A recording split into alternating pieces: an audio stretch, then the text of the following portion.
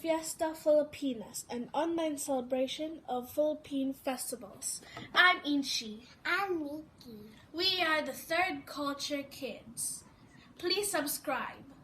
Please. Today we're going to make Dinagyang, Ati-Atihan, Sinulog headdress.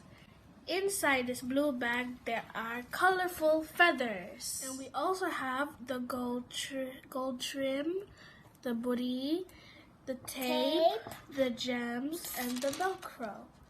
And the feathers. The buri on our heads to see the size. Stick the Velcro tape at both ends of the buri.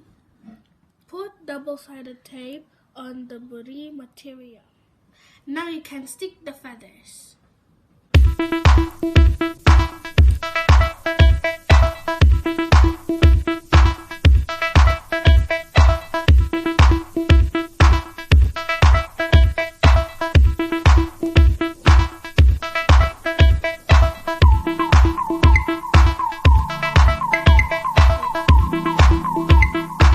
And put the gold trim on top of it. On the headdress for decorating it so it will be more beautiful.